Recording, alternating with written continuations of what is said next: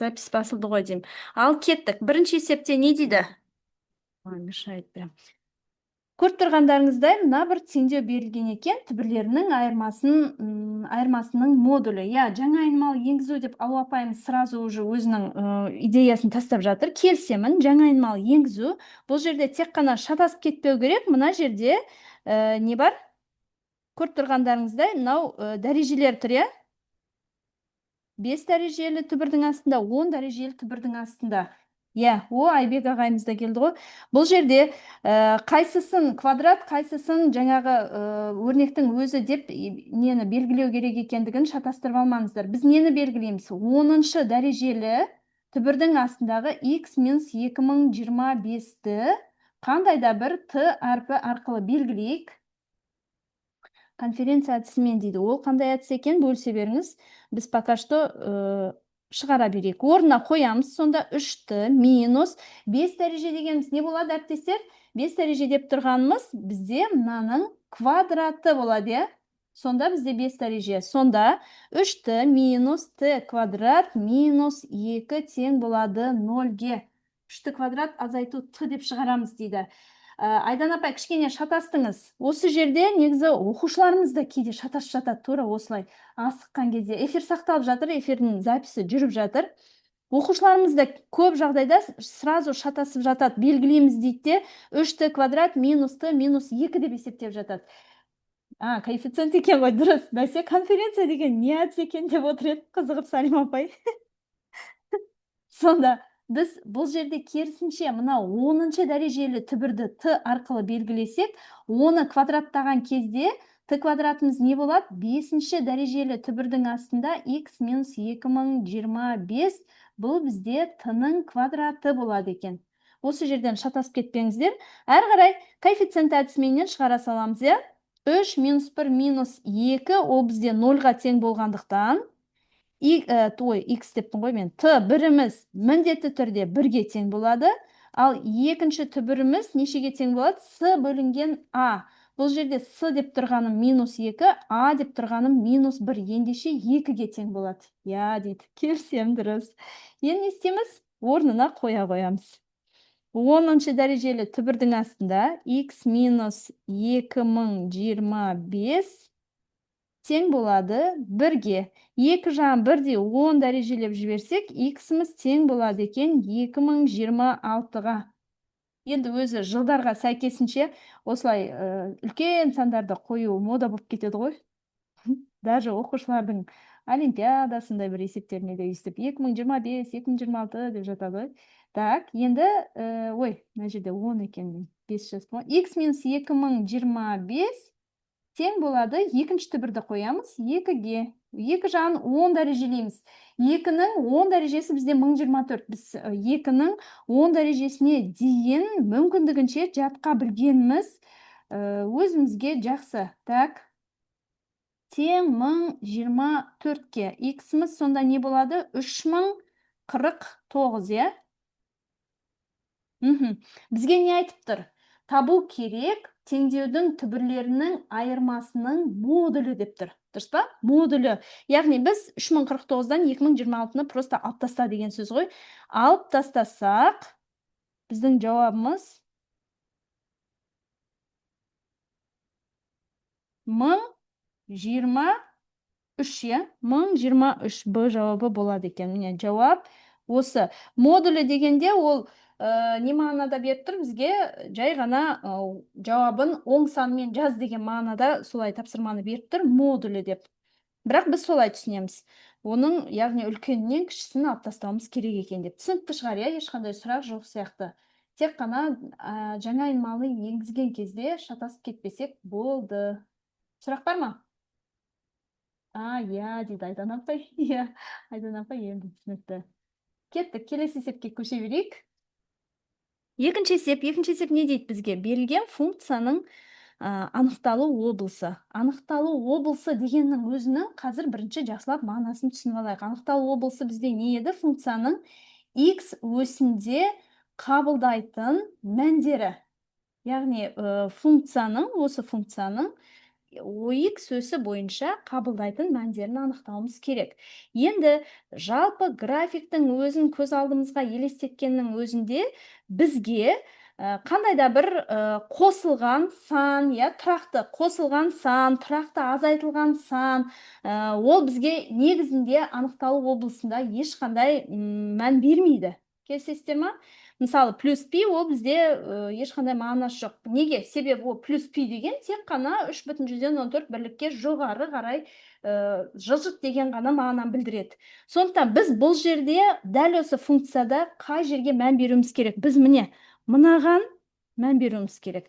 Яғни арк синус жақша ішінде 2-ден 1 x плюс 3 мәніне мән беруіміз керек. Бұл жердегі білуіміз керек зат біз y тең арк синус x функциясының анықталу облысы неге тең екендігін білуіміз керек, Келісесіздер ма?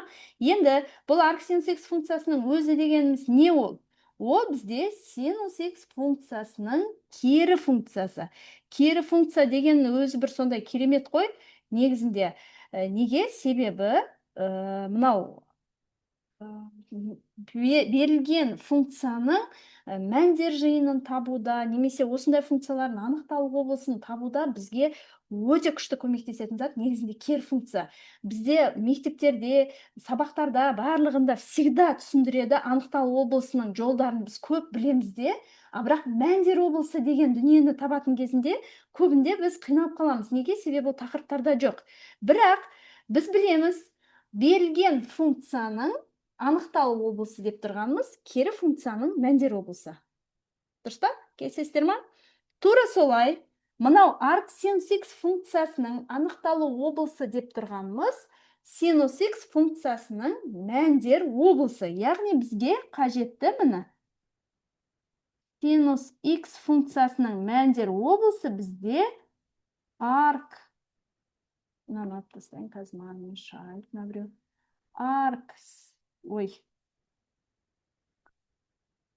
синус x функциясының анықталу облысына тең болады екен.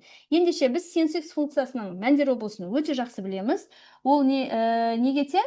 Минус 1 мен 1-дің аралығында. Сонда мынау деп тұрғаным менің минус 1 мен 1-дің аралығында. Мұнда уже әріптестеріміз жазып жатыр ғой 1-ден.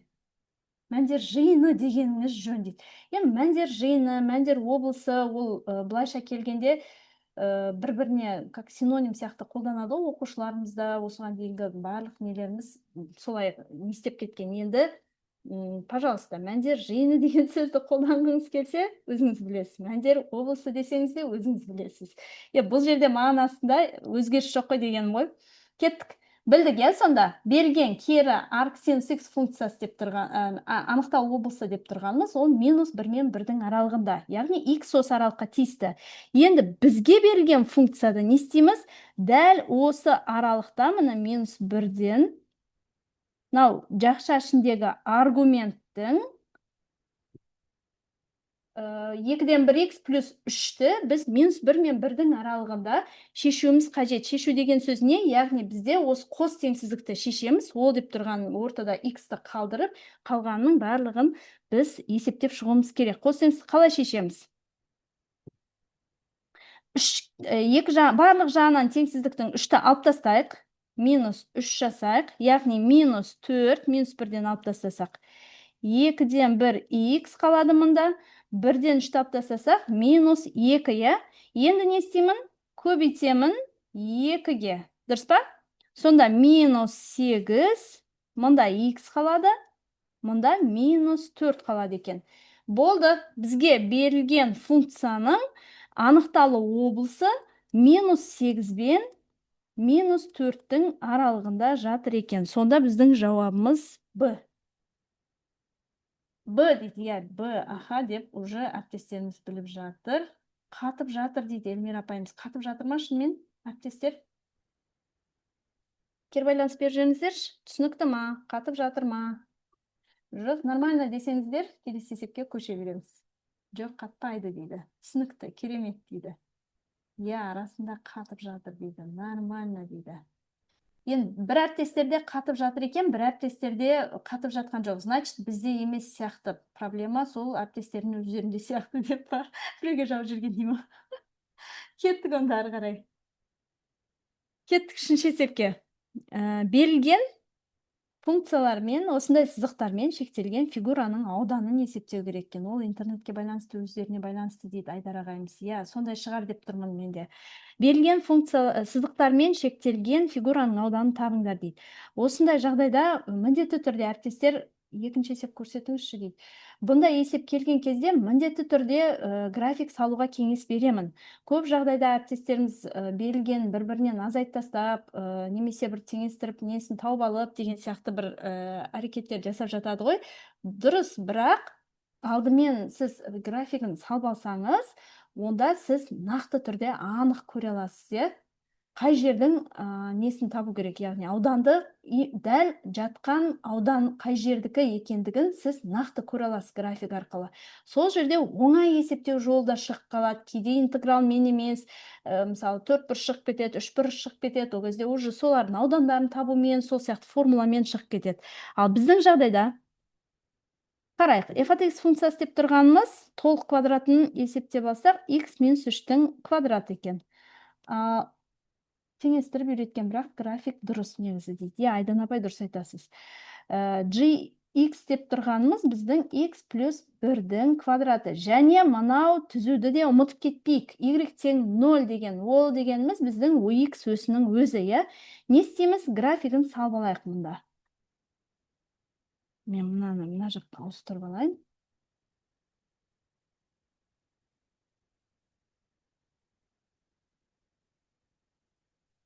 X өсі, Y өсі. X минус 3 деп тұрғанымыз, яғни OX өсімен 3 бірлікке оң жаққа жылжыған. Ал OY өсін 0-ді қойып жерсек, 3-тің квадраты, яғни 9 деген санда қиып өтетін қарапайым парабола, міне. Осылай сызсақ жеткілікті. Ал x плюс 1-дің квадраты деп тұрғанымыз, енді квадрат болғандықтан ол міндетті түрде парабола. X-тің, яғни A-ның мәні оң болғандықтан оның тармақтары жоғары екендігі көрініп тұр. Біз тек қана енді оның төбесін тауып алсақ, және x және y өстерінің қай жерін қиятындығын біліп алсақ, уже бірден сыза беруге болады графикті. Тура солай x плюс 1-дің квадраты деп тұрғаным, минус 1 бірлікке солға қарай жылжыған, OY өсін 1. Мына жерде 1 деген санда қиып өтетін, мына жерде минус 1-де төбесі жатыр. Мынадай парабола. Және бізге не айтты? Y тең 0 сызығымен деді. Y тең 0 сызығы деп тұрғаным не менің? Мына жердегі жатқан. Y тең 0 деп тұрған менің OX өсі. OX өсі, мынау жерді айтып тұр. Сонда бізге екеуінің қиылысқан жері және OX өсімен шектелген, міне ол аралық жатыр мұнда екен. Осы жердің ауданын табу қажет екен. Көріп тұрмыз, екеуі бірдей парабола. Неге бірдей парабола деп тұрмыз? Себебі бұл жерде А-ның мәні екеуінде де плюс 1-ге тең. Созылу, сығылу бойынша бірдей болғандықтан мен екеуі бірдей парабола деп тұрмын. Ал екеуі қиылсады, екеуінің қиылысу нүктесін табу үшін жаңағы Айдан апай айтпақшы, екеуін жай ғана теңестіріп жібере саламыз. 6x плюс 9 тең x квадрат плюс 2x плюс 1. X квадраттарды жойып жіберейік. 6x-ті мұнда, 1-ді мұнда өткізіп жіберем. Сонда 8x тең болады 8-ге x тең 1-де. Міне, мынау жерде 1-де қиып өтіп тұр екен. Енді, қалай табамыз ауданды? Мынау екі аралық бірдей болғандықтан, мен мынаны жай ғана 2-ге бөліп, минус 1 мен 1-дің аралығын есептеп алып, оны 2 еселей салсам болады. Немесе 2 интегралдың қосындысы түрінде тапсам да болады. Екеуі де қате емес, екеуімен де таба берсеңіздер болады. Түсінікті ма? Екеуі де қате емес. Қалай табамын? Интеграл минус 1 мен 1-дің аралығында маған жатқан мына жердегі... Так, мен мынаның несін қалай ауыстырып аламын? Цветін. Маған жатқан мынау жердегі аралық, мына бірінші мына беттегі график, ол менде жоғары жақта кім жатыр? Бұл жерде x плюс 1 жатыр, дұрыс па? X плюс 1-дің квадраты dx плюс, плюс 1-ден 3-ке дейін x минус 2-нің квадраты деп тапсам болады. Немесе осыны 2 еселей салсам да қате емес. Так, мұнда апайымыз не жазып жатыр? Пользователь zoom деп жазып қойып. Бірдей парабола болса, нөлдерінің ортасы қиылысу нүктесі болады дейді. Анықталған интеграл минус 1-ден 1-ге дейді. Айбек ағайымыз, дұрыс, келісемін. Түсінікті ғой, Енді бізге қажеттісі жай ғана мына интегралды есептеп, жай ғана 2-ге көбейте саламыз, болды. X плюс 1-дің квадратының алғашқы функциясын табу үшін не істейміз? Мынау 2 өзі тұра берсін, көбейтемін. X плюс 1-дің кубы бөлінген 3, x-тің алды 1 болғандықтан осы кейінде қалады. Минус 1-ден 1-ге дейін. Ал енді есептейік. 1-ді қойайық. Бірінші 1-ді қойсақ неге тең? 1 плюс 1, 2, 2-нің кубы 8. 2 көбейтілген 8 бөлінген 3. Аз айтамын. Минус 1-ді қойсам, минус 1 плюс 1 0 болып кетеді. Ендеше мынау 0 болып кетеді екен. Жауап сонда 16 бөлінген 3. Немесе 5,3-тен 1. Так, мынау жерде мынандай сұрақтар кетіп жатыр екен қазір. Y-тен 0, Y осы емес пе дейді. Неге ағай? Неге апай? Гүлжайын апай? Y-тен 0 деп тұрғанымыз біздің ол Y-тің мына жердегі 0 нүктесі ғой. Мен мұндағы несін ауыстыруды таба алмай қалдым. Цветтерін ауыстыруды мен нақтылап көрсете салайын десем. Ол Y-тен 0 деген мән мынау жерде. Мысалы қараңызшы Гүлжайын апай. Y-тен 5 деген түзуді сал десе, мысалы, бізге Y-тен 5 деген түзуді сал десе, біз не істейміз? Y-тің бойынан 5-ті тауып аламыз да, OX сөзіне параллель түзу сызамыз, дұрыс па? Тура сол сияқты. Y-тен 0 деп тұрғанын, Y-тің бойынан 0-ды тауып алам да, OX-ке параллель. Ол деп тұрғанын OX-тен беттеседі деген сөз, ол түзу. Так, OX сөзі дейді. Неге екеселейді дейді? Неге екеселейміз? Себебі мұнда бірдей параболалар, мынау аймақпен, мынау жартымен, мынау жарты екеуі бірдей. Сіздер былай шығарсаңыздар да болады. Осылай екеселеп шығаруға болады. Немесе минус 1-ден 1-ге дейін x плюс 1-дің квадраты dx қосамын интеграл әрі қарай 1-ден 3-ке дейін, мынаған дейін. 1-ден 3-ке дейін. Ол жерде жатқан парабола кім бізде? X минус 3, x минус 3-дің квадраты dx арқылы. Бұлай есептесеңіздер де қате емес, дәл осы жауапқа келесіздер. Мен жай ғана анау екеселеумен шығардым. Тестте бізге мүмкіндігінше уақыт үнемдеу керек. Дұрыс қой, соны тауып екеселесе жеткілікті. Так, төменгі нүкте 0 болмай ма? Қайта түсіндіресіз бе интегралды дейді. Түсінікті, дейді. Қайта түсіндіресіз бе деген жері, қай жерін түсіндірейін қайтадан? Арай апай, қызылмен сызбаңыз.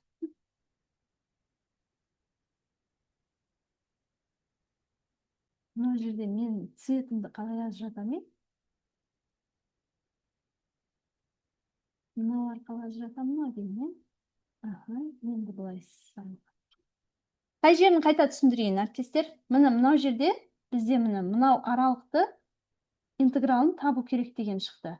Екі параболаның мынау жердегі мына жерде де бар, мына жерде де бар. Екеуі де плюс 1-ге тең. Ендеше бірдей параболалар.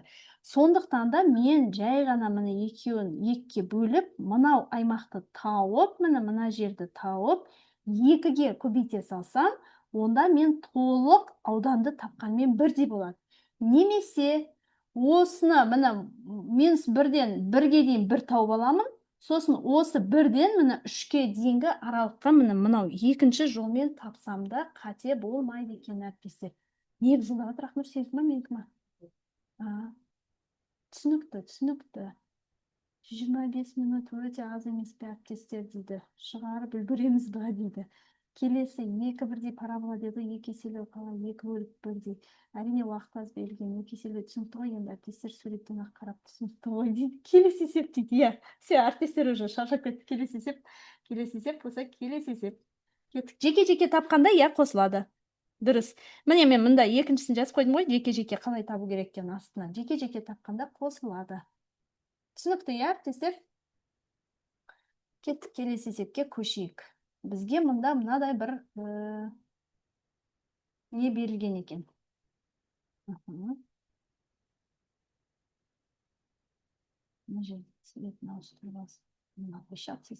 Так, бізге берілген мына теңсіздіктің шешімі. Бұл теңсіздіктің шешімін табу үшін біз бірінші осы теңсіздіктің проблемасын табу алайықшы. Қай жерде? Бұл жерде проблема айнымалда. Қараңыздар, әріптестер, неге? Мында x өзі бөлек жүр. Ой.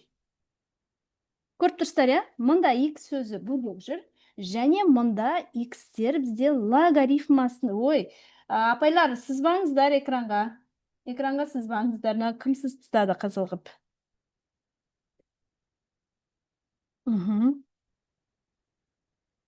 Не істейміз? Бірінші ықшамдайық. С деп уже ответін беріп жатыр. Бірінші ықшамдайық. Қараңыздар.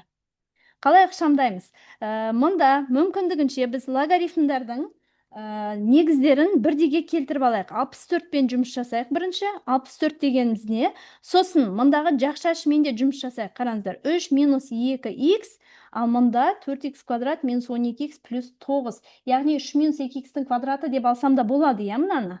Солай ықшамдап келтірейік. Кеттік. Берілгенде логарифм 2-нің 5-6 дәрежесі 3 минус 2x үлкеніне тең.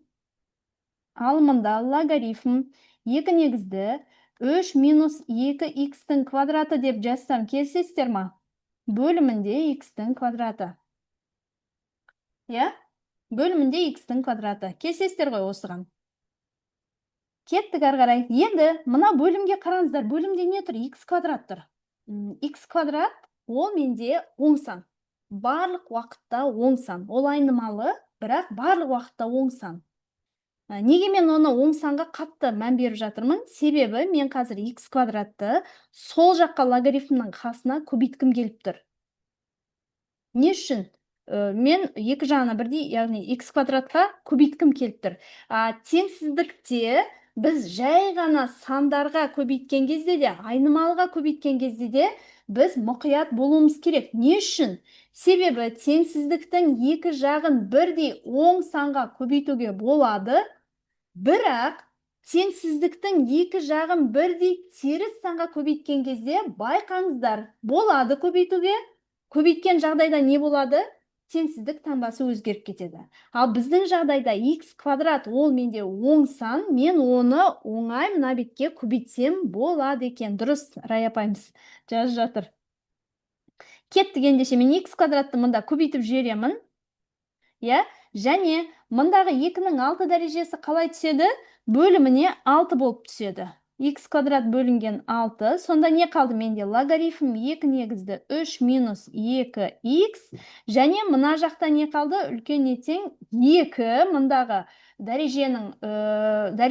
жақшаның дәрежесі менде логарифмнің алдына коэффициент түрінде түседі. Я логарифм қасиеті бойынша. 2 негізді 3 минус 2x. Ал енді не істеймін? Барлығын бір жаққа жинап аламын. X-тің квадраты сол жаққа жинап жатырмын. Логарифм 2 негізді 3 минус 2x минус 2 логарифм 2 негізді 3 минус 2x. Үлкеніне тең болады 0-ден. Не істейміз? Логарифм 2 негізді 3 минус 2x-ті жақша сыртына шығарып жібереміз. Сонда не болады? X-тің квадраты бөлімінде 6 минус 2 бір жақшада қалады. Логарифм 2 негізді 3 минус 2x үлкеніне тең 0-ден өзі жақша сыртына шығып кетеді. Мұндағы бөлімдегі 6-ны мен ортақ бөлімге келтіріп, екі жағын бірдей 6-ға көбейтіп, мен құтылып кетсем болады. Бұлай жасайын деп тұрмын. 6-ға көбейтіп жіберемін. Сонда менде мына жерде не болады? Ой. Мынау менде бұлай өзгереді мына жақша. X-тің квадраты минус 12 болып өзгереді. Түсінікті ме әріптестер? Мен 6-ға көбейтіп жібердім. Бөлшектің бөлімінен құтылу үшін. Сонда менде x квадрат минус 12 болды. Мен орынды кішкене үнемдеу үшін екінші қатар жазған жоқпын, жай ғана өшіріп үстінен жаза салдым. Ой, рахмет. Кетті, қараңыздар, енді мынау теңсіздікті қалай шешеміз? Кімде қандай идея бар? Мынау теңсіздікті шешу үшін не істейміз? Мен қазір мына жерімді тазалап алайын, пока сіздер идея жаза беріңіздер. Так, мынаны қалай кішірейтем? Жеке-жеке нөлге ма дейді? Жеке-жеке нөлге теңестіреміз. Жақсы, жеке-жеке нөлға теңестірейік. Бірақ байқаңыздар, жеке-жеке нөлға теңестірген кезде шатасып кетпеңіздер. Осы жерде мұқият болыңыздар. Мына жерге мен мына бір затты бұлай деп көрсетейін сіздерге. Қараңыздар, жеке-жеке нөлға теңестірген кезде қай уақытта ол оң болады? Нөлді тауып сан аралығымен болады. Ол да болады. Нөлді тауамыз, сан аралығына саламыз, таңбаларын, бірақ ол кезде өздеріңіз ажыратып аласыздар. Жеке-жеке теңестіруге болады, бірақ бізде таңба тұр, теңсіздік таңбасы тұр. Теңсіздік таңбасы оң болатын жағдайларды қарастыруымыз керек. Біз жай ғана жақшаншы үлкен нөлден, логарифм үлкен нөлден деп алуымызға болмайды. Себебі біз екінші жағдайды ұмытып кетеміз. Сан аймағын, ән аймағы дегенді мен Бағдат ағай, сан аймағы ма не түсініксіз. Қайтадан жазып жүрсеңіз. Сондықтан біз былай жасайық қазір. X квадрат минус 12 мен логарифмді жеке-жеке қарастырайық, бірақ былай. Так, x квадрат минус 12 үлкеніне тең 0-де, логарифм 2 негізді, 3 минус 2x үлкеніне тең 0-ден. Бұл бір жүйе болсын. Осы жағдайда анықталу аймақ міндетті түрде қарастырамыз. Қазір аламыз. Логарифм анықталуы болсын, қазір жүйе шешкен кезде қарастырамыз. Бұл бір жағдай. Енді бізде екінші жағдай бар. Мына жерде бұл көбейтінді оң болуы үшін тағы да плюс пен плюсті көбейткен кезде оң сан шығады. Одан бөлек минус пен минусты да көбейткен кезімізде оң сан шығады. Ендеше бізде екінші теңсіздіктер жүйесі де қалып кетпеу керек осы жерде міне. Кіші 0-ден логарифм 2 негізді 3 минус 2x кіші 0-ден. Және осы екі жағдайды шешіп, шешімдерінің бірігуін аламыз. Ол міндетті. Екеуінде шешеміз, екеуінің бірігуін аламыз. Бірігуі дегенді түсініп тұрсыздар ғой, жауаптарды біріктіреміз, бірігу арқылы. Ал жүйені шешкен кезде екі теңсіздікті жеке-жеке шешемізді, ол жерде қиылыстыратын едік. Енді ең бірінші бұл жерде жаңадан бері әріптестеріміз айтып жатыр, логарифм анықталуы болсын қарастырмаймыз ба деп. Міндетті түрде қарастырамыз. Қазір жеке-жеке шешкен кезде қарастырып кетейік. Логарифм анықталуы болсын бірден алып кетейікші. 3 минус 2x-іміз біздің үлкен болу керек 0-ден. Бұл не жауапты береді бізге? 2x-ті оң жаққа өткізіп жіберсем, x-ім кіші болу керек 1,5-тен. Бұл анықталу облысы. X тең 0 қалып қалды. X тең 0 қалып қалды деген қай жерде қалып қалды? Біз x-ті 0-ға теңестіре алмаймыз, әріптестер, себебі x-іміз біздің бөлшектің бөлімінде жатыр. X-іміз наоборот 0-ға тең емес. Біз оны міндетті түрде қарастырып отыруымыз керек. Кеттік, жүйе шешеміз. Бірінші жүйе бойынша x минус 12 деп тұрған менің 2 түбір астында 3, x плюс 2 түбір астында 3 үлкеніне тең 0-дан. Дұрыс па? Екіншісі, логарифм 3 минус 2x-ім. Логарифм негізі оң деп, бірден үлкен болғандықтан, яғни 2 деп тұр ғой. Теңсіздік таңбасы өзгермейді. Мынау жерде 2-ның 0 дәрежесі 1-ге тең. Олай да болады. Дұрыс айтасыздар. Кеттік. Шешейік. Мына жерде неге тең? 2x-ті оң жаққа өткізем, мынаны сол жаққа өткіземін, сонда x-ім кішіне тең 1-ден ба?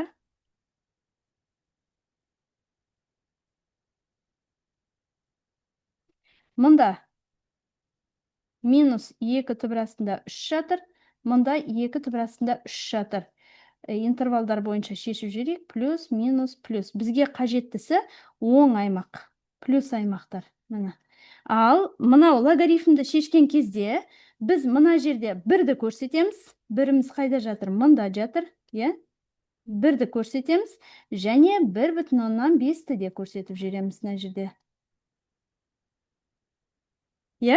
Бізде не дейді? X-міз 1-ден кіші. Ал анықталу облысы бойынша X-міз 1,5-тен де кіші. Ендеше үшеуі де қиылысқан аралықты біз жауап ретінде аламыз. Ол бірінші жүйенің жауабы. Үшеуі де қиылысып жатыр қай жерде?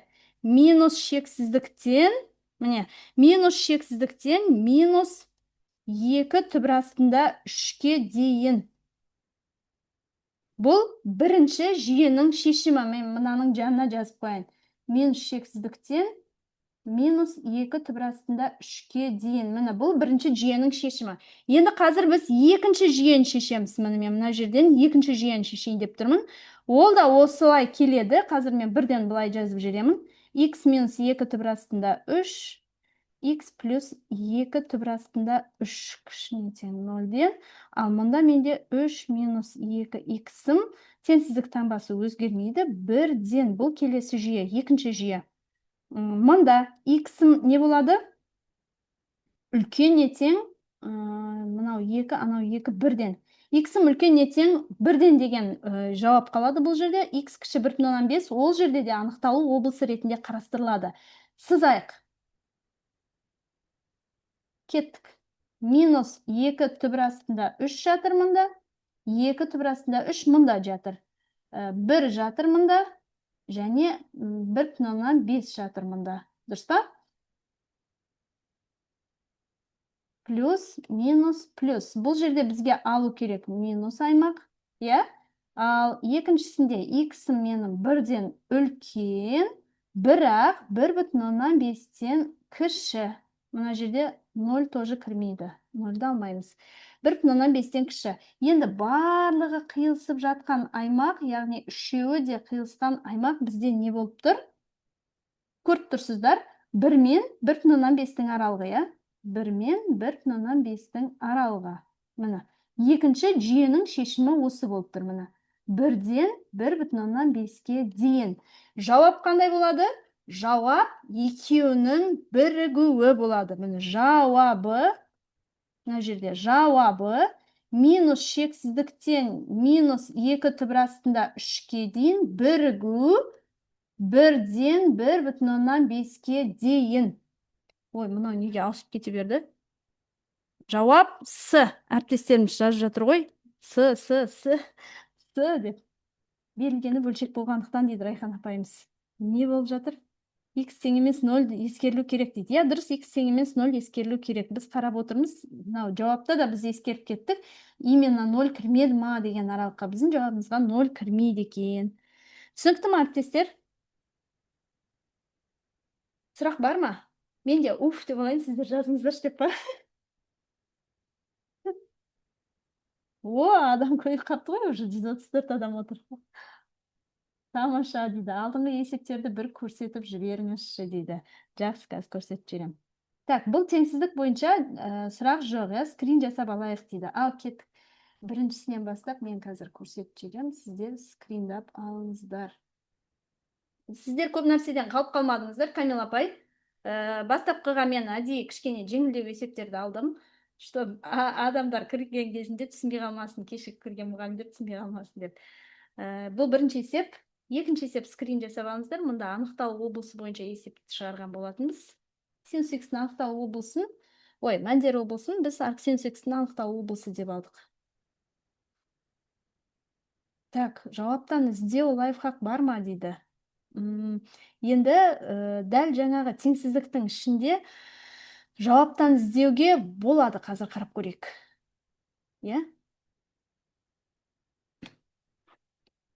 Так, жауаптан іздеп көрейікші. Қайсы жауап келеді екен?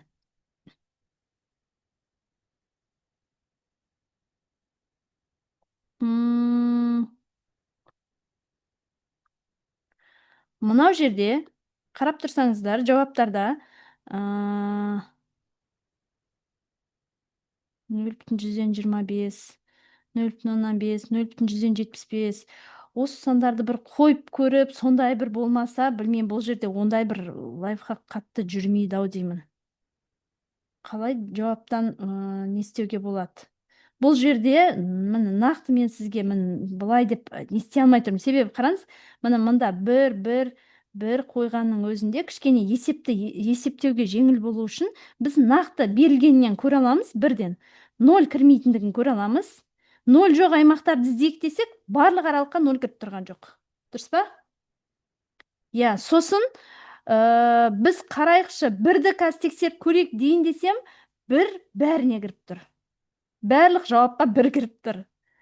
Енді бұл жерде білмедім, қатты бір тексеріп көрген ұзақтау болып кетеді ау, себебі каждыйын сіз қойып, оны есептеп, логарифмнің несінен шығарып отырғанда ол кішкене ұзақтау болып кетеді ау.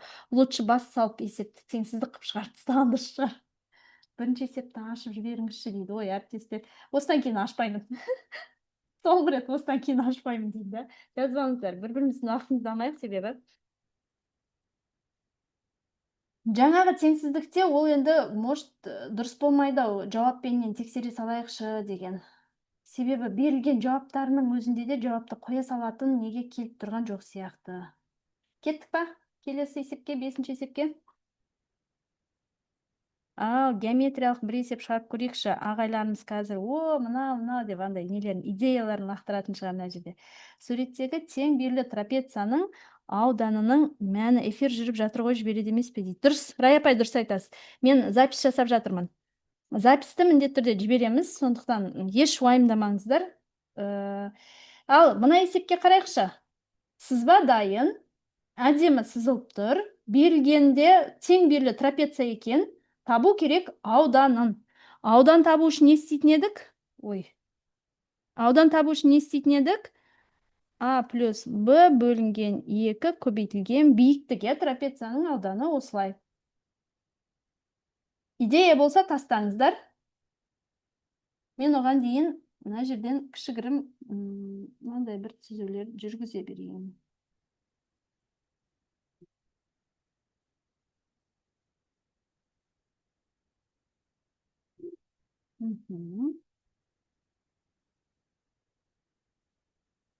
Тікбұрышты үшбұрышпа дейді. Тікбұрышты үшбұрышқа алып келіп жатырмын. Мына. Тікбұрышты үшбұрышқа алып келіп жатырмын. Мүмкіндігінше тікбұрышты үшбұрышқа алып келіп жатырмын. Қайсыны тікбұрышты үшбұрыш деп жатырсыз? Анар апай, Пифагор арқылы гипотенуза тауып, сосын радиус табуға болады дейді. Болады. Так, мына жерлерді бірден радиустардың түскен нүктелерін әріппен белгілеп кетейікші. Мұнда К болсын, мынау L болсын, мынау М болсын. Іштей сызылған шеңбердің формуласынан дейді. Олай да болады. Тағы да айтыңыздар. Енді мен сіздерге қазір мынадай бір нені айтып жүрейін. Қараңыздар, кез келген төртбұрышта іштей сызылған шеңбер сызылуы үшін, жалпы төртбұрышқа іштей шеңбер сызылуы үшін оның қарама-қарсы қабырғаларының қосындысы тең болуы керек. Ол қайдан шыққан? Ол бізде жанамадан шыққан, келісесіздер ма? Міне, мынау шеңбердің мына жерде қандай да бір екі түзу жанасып жатса, мен мынауым жанаспай қалды. Мынау екеуі бір-біріне тең дегеннен шыққан. Солай ғой, Енді мен мына жерде қазір көріп тұрсыздар, радиус салдым.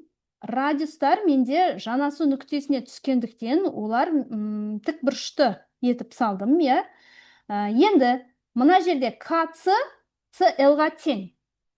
Келісесіздер ма? Және дәл солай мынау ереже бойынша LB MB-ға тең. Радиустар барлық жерде бір-біріне тең. Радиустар бір-біріне тең. Ендеше мен сіздерге былай жазсам, келісесіздер ма?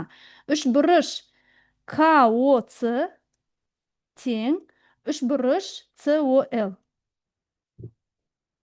Дәл осылай тікбұрышты үшбұрыштардың теңдігінің белгісі бойынша. Дәл осылай мына жерде үшбұрыш LOB и ана екі тоже тең болады. Дұрыс. LOB тең үшбұрыш MOB-ға. Бұл да тік бұрышты үшбұрыштардың теңдігінің белгісі бойынша қабырға және гипотенуза. Немесе даже катеттарының да тең екендігі көрініп тұр ғой, иә? Қабырға және гипотенуза деп қарасақ болады, немесе бүкіл үш қабырғасы да бір-біріне тең. Екі катеті гипотенузасы бір-біріне тең екендігі бізге көрініп тұр. Ендеше біз тең деп айта аламыз. Енді егер тең болса, онда қараңыздар, мынау бұрыш тік, мына бұрышпен мына бұрыш бір-біріне тең, мынау альфа, мынау да альфа. Дәл солай, мына бұрышпен мына бұрыш та бір-біріне тең. Бетта, мынау да бетта десем. Болады, иә, үшбұрыштар тең болғандықтан, олардың ішкі бұрыштары да бір-біріне тең болады. Мен мынаны өшіріп тастайын, маған қазір мына жер керек болады. Енді осы бойынша, ал мынау КОМ қандай бұрыш? Бұрыш КОМ менде жазыңқы бұрыш 180 градусқа тең. Десем, я 180 дұрыс. Ендеше маған 2 альфаға 2 беттаны қоссам 180 деп жаза аламын ба? Бұл жерден мен мынау затты алайын деп тұрмын.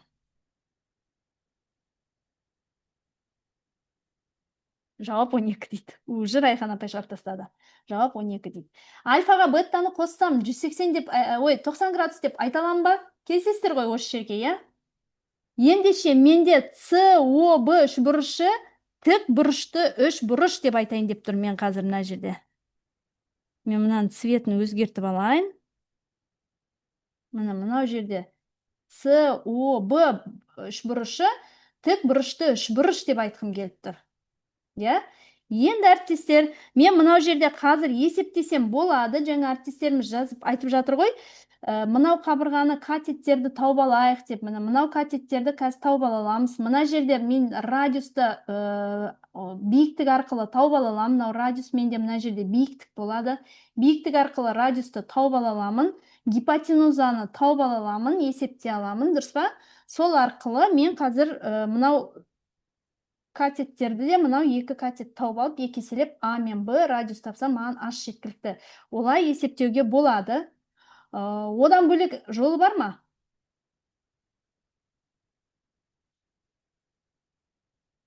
Мен пока сол жолмен шығарып көрсете берейін сіздерге. Так, мынандай менен шығарып көрсетейік. Қалай табам? СБ менде неге тең? 2 көбейту 3 көбейту 2 тең 12. Дұрыс, Айгүл апай, келсем. СБ менде неге тең болады? 4 плюс 9 түбір астында 13-ке тең болады. Ал H неге тең болады? Менде OL менде үшбұрыштың биіктігі. Оны мен қалай тапсам болады? А, Б бөлінген С деген, яғни гипотенузаға түскен биіктікті мен АБ бөлінген С арқылы тапсам болады. 2 көбейтілген 3 бөлінген С. С менде түбір астында 13. Яғни 6 бөлінген түбір астында 13 деп тапсам болады. Осы арқылы мен қазір H-ты таптым. Ол арқылы мен қазір таба аламын. Келсеңіздер ғой, К-ны, МБ-ны. К-ны табамын. К-ц деп тұрғаным менің 2 К-ц деп тұрғаным менің ДЦ болады. Тура солай 2 МБ деп тұрғаным менің АБ болады.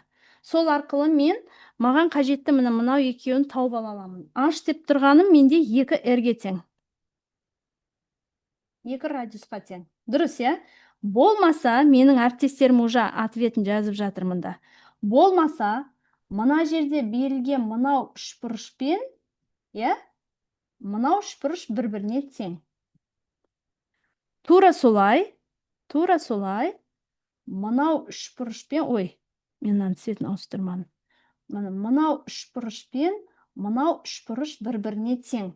Ендеше мен мынау тікбұрышты үшбұрыштың, қазір мен қызыл түс алып алайын, әдемілеп көрсететін. Мынау тікбұрышты үшбұрыштың ауданын тауып, мынаны тауып, бұл жерде оранжевый мен розовый бірге жатыр. Мына жерде де оранжевый мен розовый жатыр. Екі еселесем, мен мына жартысын табам ғой, иә? Дұрыс па? Оны екі еселесем, мен толық трапецияның ауданын табам. Ендеше маған қажет мынау тікбұрышты үшбұрыштың ауданын тауып, 4-ке көбейте салсам, дұрыс па? Так, үшбұрыш СОБ менде тең болады 2 көбейтілген 3 бөлінген 2-ге тең 3-ге. Ал үшбұрыш ABCD трапецияның тең 3 көбейтілген 4 тең 12-ге. Міне жауап шықты. 12. Әріптестеріміз шыдамай жатыр уже. 12, 12, 12 деп. Мынау жол түсінікті ма? Өте жеңіл жол. Егер тіке есептеп табатын болсақ, мынау жолмен шығаруға болады. Мынаудай етіп, мынау әдіспен ары қарай есептей берсеңіздер шығады. Ол кезде жолы бар шығатын. Болмаса бірден, егер көзбен бірден солай көре алатын болсаңыз, суреті дайын тұр ғой сізде, иә? Көзбен бірден көре алатын болсаңыз, сізде мынау екі түрлі үшбұрыштан құралып тұр. Тура сол екі үшбұрыш мына жақта тұр. Яғни үшбұрыштардың теңдігін бірден таба алсаңыз, онда сізде уже мынау бір үшбұрыштың ауданын 4 еселесеңіз, уже трапецияның ауданы шығатындығы анық көрініп тұр. Әріптестер, сұрақ бар ма? Түсінікті ма? Что-то тып-тыныш болып қалдыңыздар. Кез келген тең белгілі трапецияның ауданын осылай табуға болады ма? Енді біздің жағдайда ішіне шеңбер салынып, оның жаңағы оцы, обы нелер белгілі болып тұр. Сондықтан бұл жерде әдемі көрініп тұр. Кез келген жағдайда оны тең бүйірлі болып жатса, я. Ал тең бүйірлі болмаса, онда олай болмайды. Егер сізге және мынау қажетті осы қабырғалар белгілі болса, мысалы, оцы мен обы белгілі болып тұр ғой біздің жағдайда. Ондай жағдайда, я, ондай мүмкіндік болмаса, яғни сізде оцы мен обыны таба алатын мүмкіндік болмаса, онда уже басқаша жолмен кеткен жөн. Я, сызбасына қарай, Айдан апайымыз жазып жатыр ғой, сызбасына қарай. Мынаның сызбасын алып тастайын ба, анау бетінде сыз тастаған заттарды түсіріп аласыздар ма? Или осы боялғанымен сіздерге қызық болып тұр ма, көрініп тұр ма? Осындай сызбамен дейді. Бастапқы боялмаған жеріне алып тастап көрсетейін ба, осы дұрыс дейді. Жақсы, әдемі дейді. Жақсы, мына жерде қабырғаларының несін ұмытып қалмаңыздар. Мынау 2-ге тең, мынау 3-ге тең. Түсінікті болса, егер сұрақ жоқ болса, мен келесі есепке көшемін. Әдемі дейді Сара апайымыз. Осы дұрыс дейді. Оқушыларыңызға берсеңіздер, кішкене миларын қатырып көрсін. Бұлай тауып көрсін, бұлай тауып көрсін. Мәні бар екен ғой дейді. Кеттік. Кетсек, кеттік. Қалай кетеді? Суретке түсіріп алсаңыздар, мен тазалап жіберемін мына жерді.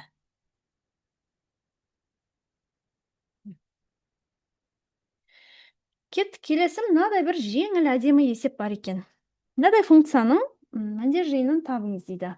Жалпы функцияның мәндер жиыны дегеніміз не біздің?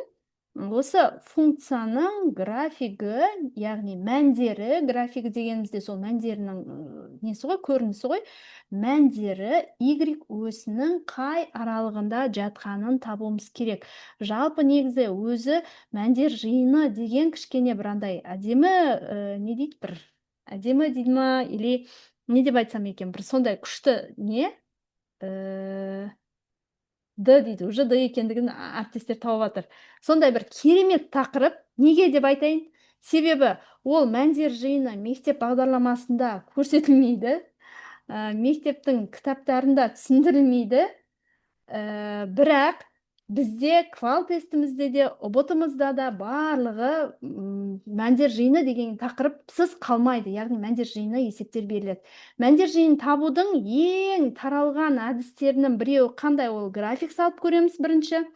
Екінші, кез келген функцияларға, яғни функцияның түріне қарай кері функциямен табуға болады. Яғни өте көп таралған әдістерінің бірі мәндер жиынын табудағы кері функциямен тапсақ болады. Кері функцияны анықталуы болсын тауып аласыздар. Үшінші, туынды арқылы. Келісесіздер ма? Туынды арқылы тапсақ болады. Яғни ең үлкен, ең кіші мәндерін тапсақ, сол арқылы біз туынды табу арқылы тапсақ болады. Және бағалау дегенде әдіс бар.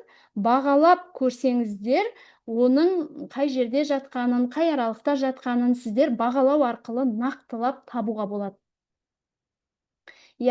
Және тағы бір әдіс бар, бөлімдерінде квадратпен келген бөлшек функциялардың, яғни x квадрат деген сияқты квадратпен келген бөлшек функцияларды біз жаңа айнымалы енгізу арқылы тапсақта болады. Яғни мәндер жиынының сондай табудың бірнеше әдістері бар. Ал біздің алдымыздағы квадраттық функция болғандықтан бұның ең оңай жолы ол жаңағы графигін елестетіп жібереміз де оның төбесін тауып ала саламыз, болды. Иә? Бұл оңай, жеңіл. Функцияның берілгеніне қатысты сондай бір керемет мәндер жиынына әртүрлі әдістері бар. Так, кеттік. Біздің жағдайда қандай? Тармақтары төмен қараған, себебі А0-ден кіші. Тармақтары төмен қарағандықтан график уже төмен жақтан басталады деген сөз. Минус шексіздіктен басталады деген сөз. Ендеше біз бірден уже отырып-ақ А мен С-ны наугатта белгілеуімізге болмайды. Минус шексіздіктен қай жерге дейін, Y0-ге дейін өзінің мынандай формуласы бар, Y тиісті, минус шексіздіктен Y0 деп жатамыз, немесе MN арқылы белгілеп жатады. Маған MN-ді шатастырып жатқанша Y0 мен тапқан жеңіл. Y0-дің формуласы қандай? Минус дискриминант бөлінген 4А. Ләззат апай, сіз бармыз? Так, минус дискриминантымыз неге тең болып тұр? 1 минус 8-ге тең болып тұр ма? Дұрыс қой, 1 минус 8-ге тең болып тұр. И минус 4 тең минус 7 минус 4-тен 7 болып тұр. Минус 4-тен 7 деп тұрғаным, ол 1 бүтін ан жақта 3 болғандықтан 100-ден 75. Мына Д жауабы деп әріптестеріміз белгілеп тастады. Мен жалпы мәндер жиында басқа функцияларда келген кезде солай табуға болатын әдістерді бір атап өттім. Егер қаласаңыздар бір күнді солай мәндер жиынына арнап, мәндер жиынына ғана әртүрлі функцияларын тауып шықсақ болады. Кеттік келесі есепке. Мына Ләззат апайдың несін өшірейік. Қалай өшіреді бұны? Сіздер оған дейін мынау геометриялық есептің жауабын айта беріңіздер. Не дейді? Ой, менде шатасып кетті ма? Келесіге шығып кетті. Үшбұрыштың 30 градусқа қарсы жатқан үшбұрыш берілген екен ендеше. 30 градусқа қарсы жатқан қабырғасы ұзындығы 4 дейді. Ал 45 градусқа қарсы жатқан қабырғасының ұзындығы қандай дейді. Не істейміз? Мәндер жиынына арнаңызшы дейді. Керемет. Синустар ма дейді. Синустар теоремасымен бірден тауып жерсек болады. Синус 30 тең x бөлінген синус 45 градус деп, 4 бөлінген 2-ден 1, 1-ден 8 деп жазып жібере салайын ба? Или жаза берейін, x бөлінген түбір астында 2 бөлінген 2 деп жазсақ болады. Мына 2-2-ні вообще екі жақтан қысқартып жерсек те болады. Сонда x-ім тең 4 түбір астында 2 екен. Синустар теоремасы жауап оңай көрініп тұр екен. Енді мен жаңа квалтестке берілген былтырғы есептердің ішінен пытыр-пытыр еткізіп тез 10 есепті ала салғанмын ғой. Бір күні солай арнап жерсек болады мәндер жиынына деп специально жасайтын. Кстати, әріптестер, ертең вторник күні кешке тоже осындай бір эфир болады. Функция тақырыбына арнаймын деп отырмын. Оны жалпы негізі функцияны басынан әдемілеп графигі, одан мәндер жиыны, анықтау облысы, соның барлығын бір қарап шолып шығамыз. Сондықтан кімге мәндер жиын керек, кімге функцияның сондай бір қажетті нелері қажет, кімге, яғни функция тақырыбына есептерді бірге шығарып көрейікші десеңіздер, вторник күні эфир бар, средаға қояйық дейді. Вторник эфир бар ма, Ақнұр? Мәссаған, не істейміз? Среда күнде бар екен ғой? Иманғали ағайдың сабағында да бар екен. 7-ші есеп ашып жібересіз ба дейді. Міне, синустар теоремасын көреміз онда. Сілтемені қазір, мысалы, сілтемені қайдан алдыңыздар? Чаттан алдыңыздар ғой, апай? Тура солай чаттарға жіберіледі. Вторник или среда көреміз. Қай күнге ыңғай келеді, онда сол бір күнге қоямыз. Керемет ет функцияға арнағым кеп тұр. Функция тақырыбына ашамыз. Кәдімгідей әдемілеп басынан күрделі есептеріне дейін бірге шығарамыз жаңағыдай. Вторник ертерек өтуге болады дейді. Көреміз қалай екен. Может, ағайды ертерек шығарып жүреміз ба? Мына өрнектің мәнін табу қажет екен. Бұл өрнектің мәнін қалай табамыз? Бізге не айтып тұр? Модуль ішінде 3 минус 2 түбір астында 3 болады. Түбір квадраттан шыққан кезде модульмен бірге шығады. Келісесіздер ғой оған, Иә. Енді бұл жерде модульдан шыққан сан қандай болу керек деген затқа ғана мән беруіміз керек. Модульдан тек қана оң сан шығады деп айтып жатамыз ғой. Вот, осы затқа біз мән беруіміз керек сол айтқанымызға. Модульдан оң сан шығу керек. Оң сан шығу деген сөз не? Үлкен саннан кіші санды алып тастау. Ендеше бізге қазір мына 3 пен 2 түбірашты 3-тің екеуінің қайсысы үлкен дегенді ажырата алуымыз керек. Қайсысы үлкен? 2 түбірасты 3 үлкен ғой, иә? Себебі түбірасты 3 деп тұрғаным шамамен 1,7, оны 2 еселеп жерсем 3,4, ары қарай, в общем, 3,5-ға кеп қалады. Сондықтан бұл былай ашылады. 2 түбірастында 3 минус 3 болып ашылады. Бұл жауап А. Сұрақ бар ма? 6 көрсетесіз ба деген сұрақ бар, қарай. 6 көрсете деген Ақмарал апай. Сұрақ бар ма мұнда? Сұрақ жоқ болса келесі есепті ашайық. Жоқ дейді Айдан апай. Айдан апайымыз түсініп жатыр. Кеттік дейді. 6-ны көрсетіп жібере салайын. Мәндер жиыны ғой. Ақмарал апай. Кеттік 8, 9. Келесі есеп. Ал қараңыздар, мынадай түзу мен жазықтық арасындағы бұрыштың синусын табу қажет екен. Енді мына түзу деп тұрғанымыз ол қалай берілген түзу? Бұл 2 жазықтық арқылы берілген түзу. Біз жүйемен көріп тұрмыз ғой, мынау жүйемен берілген мынаны түзу деп көрсетіп тұр.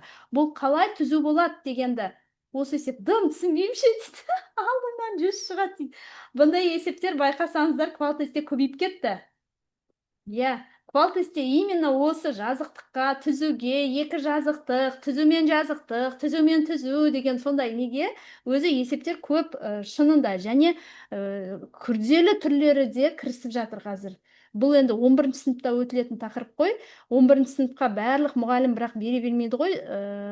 Но бірақ оқып алуымыз керек. Амал жоқ. Квал тестке кіріп категориямызды көтергіміз келсе, енді бір рет оқып алсақ, ол ары қарай өзіңізге неше жылға азық болады ғой негізінде. Бір рет жақсылап оқып алсаңыз. Осы есептер ұнамайды ше. Енді мынаны жалпы былай елестете білсеңіз, онда түсіну қиын болмайды. Мысалы, бізге беріліп тұр бірінші жүйеде 2 жазықтық. 2 жазықтық дегенді қалай түсінеміз ол? 2 жазықтық, міне, мысалы, мына мен бір қолым бір жазықтық болсын, мына бір қолым бір жазықтық. Міне, былай тұрса, екеуі параллель тұр. Енді бізге мынау түзу деп тұрмай, ендеше бұл 2 жазықтық былай қиылысып тұр деген сөз. Былай қиылысады, былай, в общем, қиылысып жатыр. Қалай болса да, міне қиылысты. Осы екеуі қиылысқанда, ана 2 түзу бір нүкте арқылы қиылса, 2 жазықтық бір түзу арқылы қиылсады. Екеуі қиылысқан кезде ортада мына жерде мынандай түзу пайда болады. Осы түзуді айтып тұр бізге. Түзу деп, міне 2 жазықтық арқылы берілген түзу, ол міне суретінде, яғни көз алдыңызға елестеткен кезде міне осыны түсіну керексіз. 2 жазықтық бір-бірімен қиылысқан кезде пайда болған мынау жердегі түзу. Енді біз қазір мынау түзу мен мына жазықтық арасындағы бұрышты табу үшін біз 2 векторды тауып алуымыз керек. Олар қандай вектор? Шығарып жатсыз ба, көрінбейді ғой дейді. Мен әлі шығарып жатқан жоқ, мен тек қана түсіндіріп жатырмын. Мен экраным көрініп тұрса, сіздер маған қараңыздар дейін да. Иә, 2 жазықтық түзу бояумен қиылысады деген аксиома бар. Дұрыс. Вот сол қиылысқан жердегі түзуді бізге айтып тұр, мынау жердегі берілген түзу деген. Енді біз осы 2 жазықтыққа берілген түзу дегенді алу үшін, бізге енді екеуінің арасында бұрышты тап деп тұрғанмын. Бір түзу осылай жатыр, иә? Сосын тағы бір жазықтық жатыр, мына жақта бір. Ол жазықтық деп тұрғаным, басқа жақта бір бөлек жазықтық жатыр. Енді мен мына жердегі түзу мен мына жақтағы жазықтық екеуінің арасындағы бұрышын қалай табамын?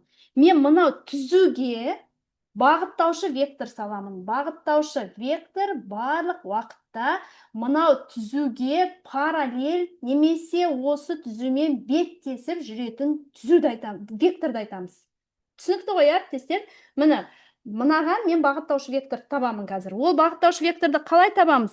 Мен алдымен мынау екеуінің өзінің нелерін жазып алайын, координаттарын жазып алайын. Бұны сіздер былай түсінесіздер, мына ax плюс by плюс z плюс d тең 0 деп түсінесіздер. Бұның координаталарын табу үшін сіздер x, y, z айнымалыларының алдындағы коэффициенттерін тауып алу керекпіз. Біздің жағдайда x-тің алдында не тұр? 1 тұр. Ары қарай y-тің алдында -2 тұр. Ары қарай z бар ма? Z жоқ. Ендеше z-тің алдында 0 тұр деген сөз. О, міне жазып жатыр Анар апайымыз. Z-тің алдында 0 тұр дегеніміз.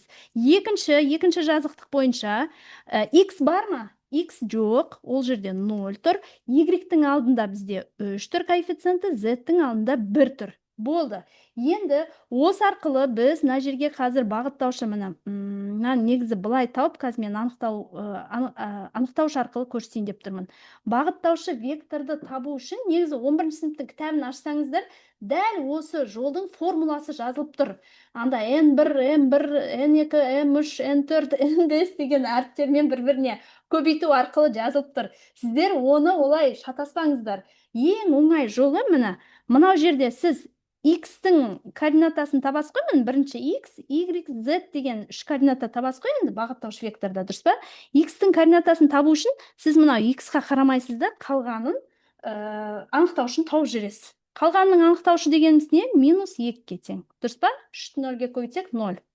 Ары қарай y-ті тауып жатқан кезде сіз уже y-қа қарамайсыз. Міне, y-ті өшіріп тастайсыз да, қалған 1, 0, 0, 1 бойынша матрицаның, яғни екілік матрицаның анықтаушы ретінде қарап жүресіз. Бұл жерде 1. Мына жағы 0 болып тұр. Үшіншісін қараған кезде сіз уже z-ті жауып тұрасыз. Міне, z-ті жауып тұрасыз. Ары қарай z-ті тауып атқан кезде z-ті жабасыз. 1 мен 3-ті көбейтеміз, 3. Болды, -2 мен 0 көбейтсек 0. Түсінікті ма? Бағыттаушы векторды қалай табу? Формуласы бар, кітапты ашсаңыздар бар. 11-ші сыныптың геометрия кітабында 3-ші тоқсанда ма, если шатаспасам, басталады. Сол 3-ші тоқсанның арғы жағында қарасаңыздар, әдемі формуласы бар ол жерде. Матрица арқылы табылған тоже. n1, m1, m2, n1, бірдеңке деп көбейтілу арқылы бүйтіп жазып қойған, арасына минустар арқылы жазылып қойған. Бірақ сіздер тура осылай x-ті, y-ті, z-ті жауып отырып, анықтаушы тауып жүрсеңіздер жеткілікті. Енді осы вектормен мен қазір мынау жазықтық пен түзудің арасындағы бұрыш деген екі вектордың арасындағы бұрыш қой. Қайсыны көбейттіңіз, көбейтіп қосам ма дейді. Так, анықтауыш деген өзі былай. А, Б, С, Д деп көрсетейін. Мынаның анықтаушы деп тұрғаным А, Д азайтамын Б, С.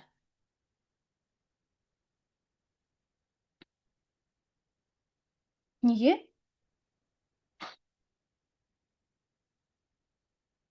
Райхан апай, мен шатастым ба?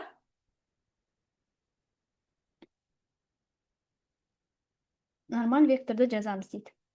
Түсінікті ғой, е? Нормаль вектор жазамыз. Нормаль вектор жазамыз. Райхан апай, мен шатастым ба? Так, кеттік. Нормаль вектор деп тұрғаным менің берілген жазықтыққа перпендикуляр келетін вектор мына. Мен берілген жазықтыққа перпендикуляр келетін нормаль вектор тауып алам. Сосын ананың бағыттаушы векторын тауып алам. Сол екі вектор арасында бұрышты тапсам, маған берілген түзу мен жазықтық арасында бұрышқа тең болады екен. Нормаль векторды мен ол уже мына жерден жаза салам. Ол қиын емес. 2, 3, -1. Болды. Болды. Енді не істеймін? Синус фи табамын. Синус фи деп тұрғаным не? Менде осы екеуінің алымында скаляр көбейтіндісі, бөлімінде ұзындықтарының көбейтіндісі. Бірден ұзындықтарын тауып жіберейікші. Ой, тең деппін ғой. Так. Модульдерін тауып жіберейік. Модулі деп тұрғаным не? 4 плюс 1 плюс 9. 10, 14 та? Түбір астында 14. Нормаль вектордың ұзындығы деп тұрғаным 4 плюс 9 плюс 1. Тең тоже түбір астында 14 шығады екен. Түбір асты 14. Дәл сол дейді. Қай жер? А дейді. Так. Нормаль вектор қалай таптыңыз? Нормаль вектор ол мынау берілген жазықтық тұр ғой, берілгені теңдеуі тұр ғой жазықтықтың. Сол теңдеуінен 2, 3, -1 сол үшеуін ала салым. қалай таптыңыз? Қайталап жіберіңізші. Ұзындықтары 1 дегенім ғой дейді. Иә, ұзындықтары 1. Бағыттаушы векторды қалай таптыңыз? Қайталап жіберіңізші дейді. Қараңыз, бағыттаушы вектордың бізге қазір міне x, y, z деген координаталарын табуымыз керек. X, Y, Z координаталарын тапқан кезде бірінші X-ті тауып жатырсыз ба? X қатарын жауып тастаңыз. Мына жерді бүйтіп сыз тастайсыз да, X-ті. Қалғанның анықтауышын есептейсіз. Түсінікті ма? Екінші, Y-ті тауып жатқан кезде тура солай Y-ті жауып тастайсыз. Үшінші, Z-ті тауып жатқан кезде Z-тің қатарын былай просто жауып тастайсыз да, қалған өзі 2-де 2 матрица қалады, сол 2-де 2 матрицамен есепте қоясыз. Болды. Енді синус фиді табайық. Синус фи деп тұрғаным менің міне екеуінің скаляр көбейтіндісі мен екеуінің ұзындықтарының көбейтіндісіне тең. Көбейтейік. Неден, модульдан шығарамыз. Так, скаляр көбейтінді дегеннен екеуін көбейтіп қосамыз деген сөз ғой, дұрыс па? Минус 4 плюс 3 минус 3. Бөлімінде түбір астында 14, түбір астында 14. Тең. Қанша шығады? 3 пен 3 жойылып кетеді. Минус 4 бізде модульдан шыққан кезде 4 шығады. Бөлімінде 14 шығады. Қысқартамын. 7-ден 2. Ой. 7-ден 2. Егер мен еш жерде таңбада неде шатаспасам, значит 7-ден 2 шығу керек. Жалпы жолы түсінікті ғой, иә? Қалай табамыз, не істейміз деген сияқты.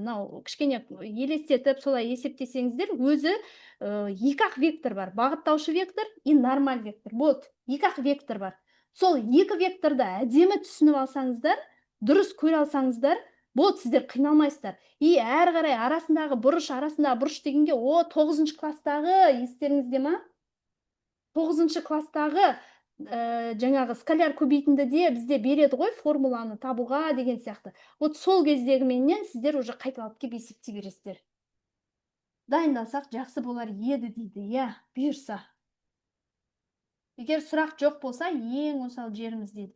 Я, енді бұл именно осы координаталық әдіс, түзу, жазықтық дегеннің барлығы өзі 11-ші сыныптың геометриясында ғой. Өзі 11-ші сыныпқа шыны керек, y тең минус 1 емес па деп, неге жұрттың барлығы маған қайта-қайта не істеп жатыр? Күте тұрыңыздар. Тоқтай тұрыңыздар. Мен бір жерде шатасқан сияқтымын. Y тең минус 1 емес па? Бағыттаушы вектордағы y-ті айтып жатқан шығарсыздар деп тұрмын. Так. Дұрыс. Дұрыс. Бірінші нольдар көбейтіледі, сосын минус 1. Дұрыс. Я, дұрыс. Бұл косинустың формуласы болмай ма дейді. Дұрыс, косинустың формуласы болады, бірақ 11-ші сыныпта тура соны синусқа былай не істеп берген, дәлелдеп берген жолы бар. Өз дәлелдеу арқылы көрсетілген. Мынау, значит, синус пенден де осылай есептелінеді, тек қана модульға алуымыз керек деген тура сондай формуласы бар. Егер 11-ші сыныптың геометриясын ашатын болсаңыздар, ол жерде әдемі дәлелденген. Синус дегеніміз де осы деп. Так, мына жеріміз минус 1 болса, бізде ұзындыққа ол ешқандай әсер етпейді. Ол әсер етеді, мына жерде әсер етеді. Минус, минус, минус 6, минус 10 болады, плюс 10 болады, 5 болады. Ой. 5 болады, А жауабы деп жатқандарыңыз дұрыс. Я, мен кешірім сұраймын, ханның қызы да қателеседі енді. Ханның қызы да қателеседі. Дұрыс. Я, синус дегеніміз, 9-шы класста бізге дәл осы бұрышты бұлай деп түсіндіреді ғой. Екі вектор арасындағы бұрыш дегеніміз, осы бір нүктеден шыққан екі вектордың арасында бұрышты табамыз. Және оның косинусы деген осы екі вектордың скаляр көбейтіндісінің ұзындықтарының көбейтіндісіне қатынасы деп 9-шы сыныпта біз оны өтіп қоямыз уже геометрияда, дұрыс па? Енді бірінші теңдеу екі жүйесі, екі жазықтықтың қиылысуы дұрыс. Енді 11-ші сыныпта дәл соны әрі қарай жалғастырады, тек қана кішкене кеңістікке шығарады. Жазықтық бар ол жерде, жаңағы ол жерде түзулер, жазықтықтар әртүрлі орналасады. Сіздер соны көрсеңіздер, ол жерде өзі ажырату керек зат екі-ақ дүние. бағыттаушы вектор және нормаль вектор. Вот осы екеуі арқылы өте көп зат шешіледі. Осы екеуін жақсылап түсініп алсаңыздар, вообще супер боласыздар ғой. Негізі көп жағдайда сол екеуімен көп есептеп кетесіздер.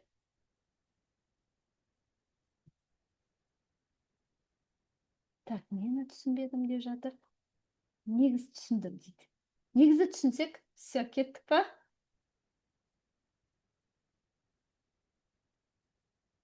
Көп практика керек, дұрыс, көп практика керек. Дәл осы нелерге біраз практика жасаңыздар, өзі сәл шатастырады, миды кішкене не жасайды, көп жағдайда формулаларын ұмытып қала береміз, бірақ түсініп алсақ, ары қарай еске түсіру қиын болмайды. Кеттік ендеше. Жалпы негізі мен енді мынандай ғана кеңес бере аламын. Егер сіз әлі 11-ші сыныпқа бермеген болсаңыз, жоғары сыныпқа, яғни 10-11-ге беріп жүрген 10-11-дің есептерін тоқтаусыз андай жыл сайын алып бірге шығарып жүрген әріптестеріміз болса, квал-тестте негізі қатты қиындық келмейді. Қатты қиындық болмайды квал-тестте. Ал 10-11-ге беріп жүрмеген әріптестеріміз болса, негізі квал-тестте кішкене қиналып қаласыздар. Неге? Себебі 10-ші сыныпта, 11-ші сыныпта жаңадан күрделі, кішкене жоғары деңгейге жақын сондай тақырыптар әрі кіріп кетеді, әрі жаңағы қиындап кетеді.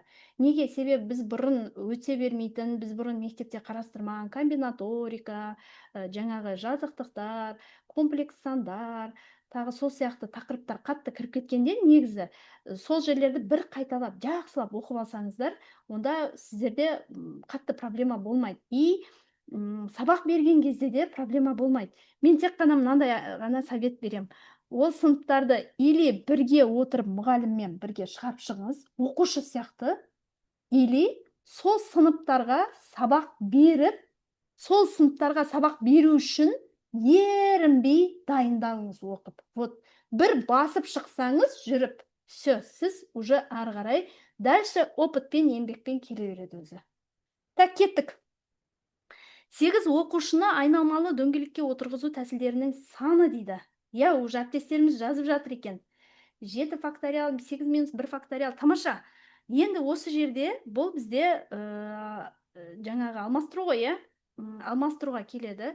Бірақ шатастырмау керек мынау затты. Бір қатарға кезекке қоюмен дөңгелек столға, немесе яғни дөңгелек шеңбер бойына нүктелерді орналастырып жатамыз ғой. Сол дөңгелекке қойып жатқан кезде шатасып кетпеңіздер. Бұның барлығы мынау ой.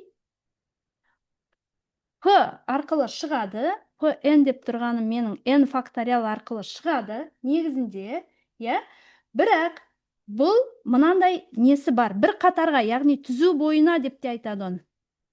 Түзу бойына кезекке қойып жатсаңыздар, бір қатарға, жаңағы айтады ғой, 5 адамды алда мынау магазинге кезекке қой, немесе 4 пәннен расписанияны неше түрлі жасауға болады, немесе бір қатардың бойына мен ұлдар мен қыздарды қанша осынша, мысалы 5 баланы немесе 10 баланы қанша тәсілмен алмастырып кезекке қоя аламын. Вот бір түзу бойына болған кезде сізде міне осы формула қолданылады, n факториал.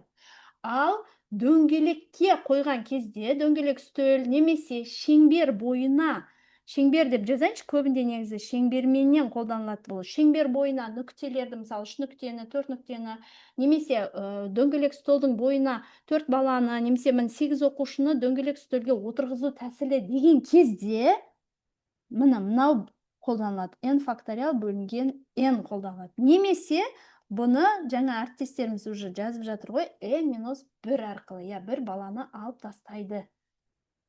Неге? Себебі ол қайта айналып келген кезде қайталанып бір несі алынып кетеді. Сондықтан біздің жағдайда қазір 8, 8-ден 1-ді алып тастаймын.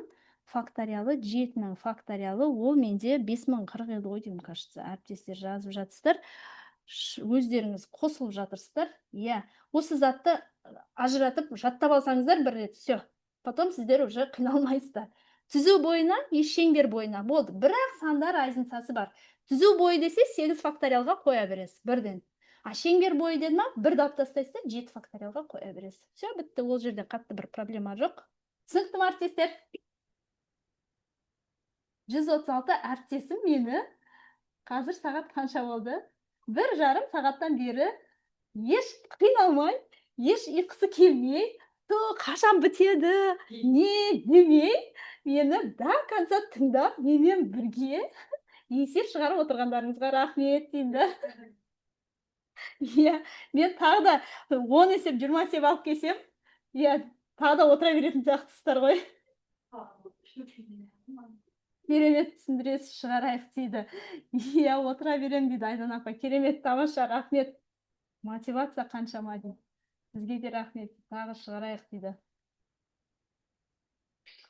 Басқан етіңізге баян шығады, сондықтан 8-ге бөледі дейді. Иә, дұрыс, тамаша. Мына жерде Ботакөз апайымыз уже андай түсіндіруін не жасап жатыр. Не дейді, түсіндіруін прям ашып түсіндіріп жатырсыз. Аураңыз күшті ғой, көңілді жансыз дейді, керемет түсіндіріп жатырсыз. Біржан сағат өтіп тағы шығарайық дейді. Мен лично өзіме сабақ қойсам кіресіздер ма деймін да, мен курс ашып жүрейін ба, жеке өзіме. Босқа тикток қарағанша осы жақсы ғой дейді. Иә, бүгінге енді пока дайындаған есептерім аяқталды осымен. Мен енді барынша мүмкіндігінше жиі шығуға тырысамын. Бірақ сіздер де мен түсініңіздер, мен жақында ғана декреттен шыққан анамын, 1 жасар балам бар дейін да, үйде мен күтіп жатқан, мен соған баруым керек. Сондықтан мүмкіндігінше жиі қосылуға тырысамын мен сіздерге. Енді мен тек қана бір кеңес беремін. Енді сіздер бұны реклама деп түсінбеңіздерші, сразу реклама ойбай сатып жатыр дейсіздер ғой. Мен мынадай бір кеңес беремін. Егер шынымен квалтестке кіріп жатырсыз ба, немесе келесі жылы болса да сізде план бар ма, қорықпай сентябрьға қарай барыңыздар, жоғары сыныпты алуға қорықпаңыз. Қорықпай жоғары сыныпты алыңыз. Немесе жоғары сыныпқа әлі сыныбыңыз жетпеді ма, сіз мысалы 5-ші, 6-ші, 7-ші сыныпта келе жатырсыз ба әлі, бірақ келесі жыл сізде план бар ма? Сіздерге мен мына бір кеңесті берем. Біздің сайтта сабақтар тұр ғой негізі. Мен кейде бар ғой, өзіміздің сайтта ашамын да, өзім кейде бір андай рахаттанам. Не деген күшті. Конечно, мен 1 жыл декретте отырғаннан кейін менде де біраз мына жерде миымда ұмытылып қалған зат бар. Менде адаммын ғой, жаңағы әйел адаммын ғой, еще миымда 1000 сан проблемасы бар дейін да. Біздің сайтта керемет сабақтар бар. Қандай түр дейсіз? Мен бір мысал айтайыншы, жай ғана сіздерге мынандай бір ше. Былай көрсетейінші мен. Мен осы неде үйде отырған кезде өзімнің жиенімді нишқа дайындадым. Нишқа қалай дайындадым? Қараңыздар, мен қазір көрсетем. Нишқа мен қалай дайындадым? Мен одан апта сайын тест алып отырдым. Тест алып отырдым да, ол бала менде тесттерден өзі нақты 6-ші сыныпта тапсырады ғой, нешті 7-ші сыныпқа. Нақты мынандай тақырыптар шықты. Мәтін есептер, сосын теңсіздіктер, сосын функция. Иә, 6-ші сыныпта функция басталып қояды. Вот осыларға мәтін есептердің ішінде бәрі бар. Масштабы бар, жаңағы 4 бұрыш, 3 бұрыш, оның ішінде проценті бар, басқасы бәрі бар. Вот соған дайындаған кезде мен осы сайтты аштым да өзім. Мен негізі сайтқа тек сабақ салғанмын оған дейін. Мен өзім сабақ ашып қарауды мен сол кезде жасадым да, мен өзім біздің шын сайтты алған мұғалімдерге кайф, рахат. Шынымен. Неге? Себебі ашат бәрі дайын. Түсіндіру керек па? Дайын. Есеп керек па? Материал түрінде дайын. Олимпиада керек па? Дайын. Анау керек па? Дайын. Міне мен аштым да, бірінші ОБТ-дан аштым. ОБТ-ны аштым, мына жерде Озат ұстаз деген керемет бізде, ой, мен сатып алу дегенді басып жібердім ба? Озат ұстаз деген керемет бізде курс бар. Мына жерде ашып, маған керекті, бұл жерде прям 0-ден басталған. Маған керекті, мысалы, мәтін есеп па? Мәтін есептің именно қайсысы? Мен бардым да, соны аша бердім міне. Қазір мына жерде шығады мәтін есептер деген. Соны аштым, тест түрінде прям несі тұр, тесттерін аштым да бердім. Мынаны алда, мен тестін тапсыр деп міне өйстіп зумға ашып қойдым, өзім сайтты аштым, тестті қостым дағыны, тапсыр дедім. Мен мына жерде керек кезде таба алмай қалған деймін мәтін есептерді. Қазір көрсетсем. Бұл Озат ұстаз болмаса да өте көп бізде. Так, міне, озат ұстаз болмаса да, міне бізде неше не бар. Мысалы, мына жерде жаңа функция деп жатсыздар ғой. Функцияның өзіне де мына жерде міне керемет тақырыптар тұр. Анықталу облысы, міне мәндерінің өзгеру облысы тамаша тұр, теориясы тұр, тесті тұр. Тестін аштым дағыны не жасай бердім. Я максмаз дейді, жаңа сайты бар, мына жерде максимум маз kz деген мынау сайт ол. Осы сайтқа кірдім да, мен оқушымды тікелей осы арқылы спокойно дайындай бердім. Тестте дайын тұр, зумда аштым, кіргіздім, онлайн курс өтетін мұғалімдерге вообще күшті екен. Аштым, тестті аштым, дайын, менде материал, мен оған алмала дайындалмаймын, себебі мен декретте отырмын, баламен отырмын, мен оған материал дайындап отыратын уақытым жоқ, менде қолымда тек сайт бар. Аштым, тестті аштым, дәл сол тақырыпқа тапсырды, мен оның плюсын минусын аштым, и тура соның мына жерде теориясы да тұр. Теориясы болмаса, енді мен өзім білгендіктен мен теориясын қатты қолданған жоқпын. Мен тесттерін қолдандым, материалын қолдандым, есеп түрінде шығарып алдым да, қолына ұстата бердім. Менде мынандай есеп, мысалы, сынып бағдарламасы тұр ма, мына жерде аштым дағыны бере бердім. Міне, саған 6-шы сыныпта керегі маған, 6-шы сыныпта аштым, міне, қолын алдымдағын материалды тапсырма түрінде бере бердім. Мына жерде неше түрлі өзіңге қатысты күрделі есептер қажет па, тапсырмасын аламын, жүктеймін, қолына беремін, ұстатамын. Мынаны аласың, бүгін осын шығарасын. Шығарды, аламындағыны жауаптары еще мына жақта менде дайын тұр ғой, мына видеода. Жауаптарын да шығарып қиналмаймын ғой, менде мына жерде жауаптары дайын тұр. Осы менен тексеріп алдымдағыны жасай бердім. Ол бір сіздер егер солай дайындап жатсаңыздар, одан бөлек біліктілік тест квал тестке, біздің квал тестке мұғалімдер қалай дайындап жатыр, мен сіздерге қазір ашып көрсете салайын. Мысалы, міне, оларда осындай не болады. Олар бірінші не істейді? Міне, бірінші оларға тест кетеді. Ең алдымен тест кетеді. Мысалы, теңдеу деген тақырыпты тексеріп алу керек. Алдымен тест кетеді. Тестті тапсырып алады. Ол жерде теңдеудің барлық түріне есеп беріледі. Жай қарапайым сызықтықтан басталады дағыны. Ары қарай кетеді квадраттық, рационал, бөлшек рационал, иррационал модулі бар, теңдеу, логарифмдік, бірдеңке барлық теңдеу кетеді. Сіз теңдеулерді тапсырдыңыз, сіз результатыңызды көрдіңіз. Қайсы теңдеуді білесіз, қайсы теңдеуді білмейсіз. Содан талдауын көріп алып, қатемен бір жұмыс жасайды. Одан кейін сіз білмейтін теңдеудің теориясы, міне, пожалуйста, барыңыз. Пожалуйста, болып тұр ғой. Міне, сіз білмейсіз, мысалы, қателестіңіз, иррационалдан ба, или модулі бар теңдеуден ба, алдыңыз, кірдіңіз, теориясын қарап шығасыз бірінші, тапсырмасы тұр, тапсырмасын талдайсыз, ары қарай талдауменен жұмыс жасайсыз. Ары қарай не істейміз? Ол мұғалім көрдіңіз, сонда не істеді? Тестті тапсырды, өзін тексерді, қай жерде пробел бар. Негізі мұғалімдерде ең қиын зат сол ғой, как будто бәрін білетін сияқтысың, бірақ тірелген кезде, прям есеппен бетпе-бет келген кезінде, дейміз. Оппа, мына жерді білмейді екенмін ғой деген. Мойындағанда ерлік қой, негізінде бәріміз барлық затты білмейміз ғой. Бәріміздің неміз андай не дейді, керемет бір күшті болатын болсақ, мектепте жүрмейміз ғой деген әңгіме ғой. Шынымен ғой. Оппа дейтін жеріміз бар ғой бәрімізде. Как будто мен бұл тақырыпты білетін сияқтымын. Мысалы, теңдеу дегеннің өзінде, жеңіл ғой, несі қиын оның? Жоқ, келдесіз, бір жерде тірелесіз, дейсіз, сонымен ары қарай теориясын ашасыз, қарайсыз, түсініп аласыз. Теориядан кейін тапсырма жасайсыз, қайтадан сол теорияға талдайсыз, қатемен жұмыс жасайсыз. Одан түсінбедіңіз ба, міне, зум запись, теңдеу деген бұл не запись? Бұл зумның записі, яғни мұғаліммен тікелей. Қазіргі биылғы экспресстерге шын айтайын ба? Анда кайф повезло. Неге? Себебі биылғы экспресстерді біздің тренерлер Иманғали ағай мен Ардақ ағайдан лично өзінен сабақ алып жатыр. Шын, ол енді қатты андай не дейді? Дейтін затта, себебі Иманғали ағайдың өзінен, Ардақ ағайдың өзінен сабақ алу, ол андай көп жағдайға келе бермейді, себебі ол кісілер оңайлықпен жарайды, әкел мен түсініп бере салайын дей бермейді. Бақтылы деген ағай ғой деймін. Бұл қандай сайт дейді? Бұл біздің сайт ағай. Макс-маз деген, міне, максимум маз kz деген сайт. Бұл жерде бәрі бар. Егер сіздің квал тест тапсырмаймын, маған білімім де жеткілікті, бірақ мен өзімді және балаларымды олимпиадаға дайындауым керек, маған жетістік керек, өзімді көтеруім керек, мектепте абырой керек, оқушыларыма абырой керек, жетістік жинауым керек, категорияға өтуім керек десеңіз, пожалуйста, олимпиада тұр. Бұл жердегі енді олимпиаданың тренерларын ана Нұржігіт ағайдан сұрасаңыз айтады, мына не деген тренерлер дейді. Бұл жерде бар ғой, еще олимпиаданың мен сіздерге ең крутой жерін айтайын ба? Сіз олимпиадаға дайындаған кезде бағдарлама жасап, бағдарлама деген КТП. Сіздердің андай мектепте кәдімгі КТЖ дей ма, КТП дейді ғой, календарный план деген бар ғой, 34 аптаға. Вот сіз 34 аптаға КТП жасап қиналмайсыз олимпиадаға. Міне, 7-ші класс па? Сізге 34 аптаға міне КТП мына жеріңізде дайын тұр, мынау міне. Олимпиаданы ашып жібересіз. Ой, міне. Сіз мысалы айталы қай сыныптарға бересіз? Ой, мына неге ойнап кетті.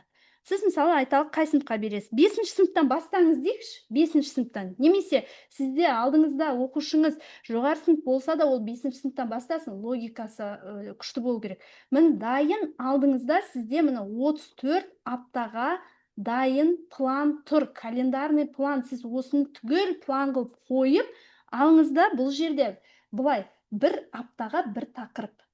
Сіз міне бірінші аптадан бастайсыз, математикалық ребус, әріпті ребус.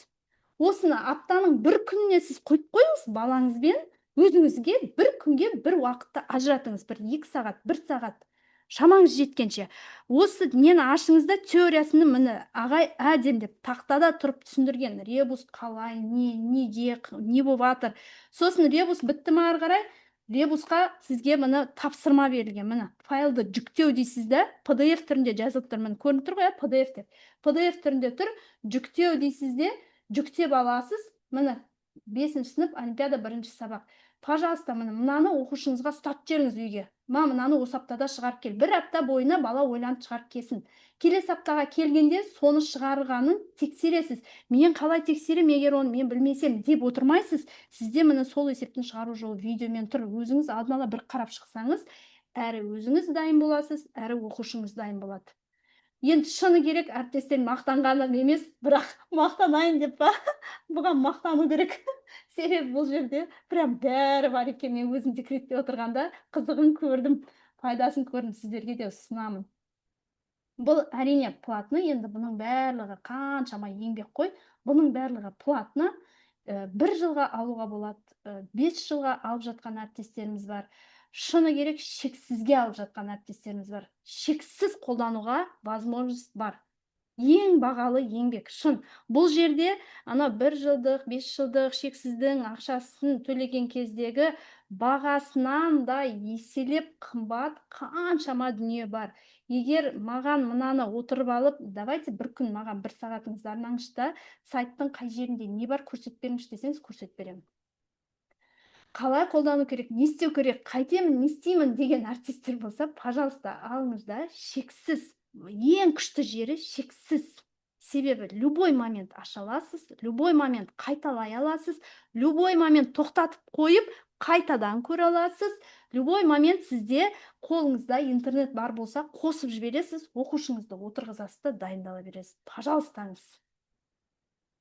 Айнұр апай, қанша дейді? Қанша, сіз енді ол қанша екендігі сіздің қанша уақытқа алатыныңызға байланысты, Айнұр апай. Біздің алған әріптестеріміз бар ма мұнда? Шексіз випте отырған, 5 жылдық випта отырған әріптестеріміз бар ма? Ой, міне Калима апайымыз шықты ғой, қалыңыз қалай, Калима апай? Калима апай бізде баяғыдан бар дейді, кіре алмай отырмын дейді. Калима апай шықсаңызшы жекеге, кіргізіп береміз ғой, мен бармын. Жақсы, рахмет. Сосын ең андай не жағын айтайын ба? Плюс жағы дейінші, бұны біздің үлкен плюсіміз дейінші, максимумның.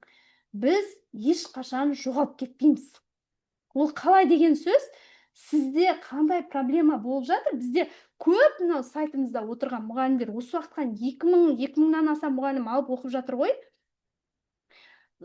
Аша алмай қалады, мен логин паролімді ұмытып қалдым, мен қайтадан кіре алмай жатырмын, мен түсінбей жатырмын, ана мен блокқа тастап, мені сөйтіпті, бүйтіпті деген кезде, енді айтпай ақ қояйын, анау курс, мынау курс деп, кейбір курстар бар, не істеп кететін, не дейді, жауап бермей солге жоқ болып кететін. Жоқ, бізде всегда даже 24-те 7 десем де болады. Түн жанында жазып атасыздар ғой, әріптестер. Түн жанында ответ беріп атамыз ғой.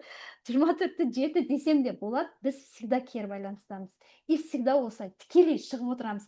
Білесіздер ғой, анау көп курстарда, мысалы қалам, тағы да басқа дарын деген сияқты курстар бар. мен олар жаман демеймін, олар күшті, бірақ олардың андай бастықтарын көргенсіздер ма, тікелей осылай шығып жатқан, яғни сол курстың негізін қалаушыларын көргенсіздер ма, тікелей осылай халықтың алдына спокойно есеп шығаруға немесе сөйлесуге, осындай неге шығып жатқан сондайды көргенсіздер ма? Біздер всегда шығып отырамыз. Ақнұр апай шығып отырады, мен шығып отырам, Құдайберген ағай шығып отырады, Иманғали ағай вот анау квалтесте қазір сабақ өтіп жатырмыз. Бәріміз тікелей отырамыз. Нұржігіт ағай да шығып отырады, олимпиаданы ұйымдастырды ғой ағайымыз. Сол үшін керемет курс кетті мұғалімдеріміз. Алам десеңіздер, Ақнұр апайға шықсаңыздар болады. Мен мына жерде номерін жазып кетейінші, бір номер жазам болды, басқа реклама жасамайын дейін да. Ақнұр номерін қандай еді? Аха.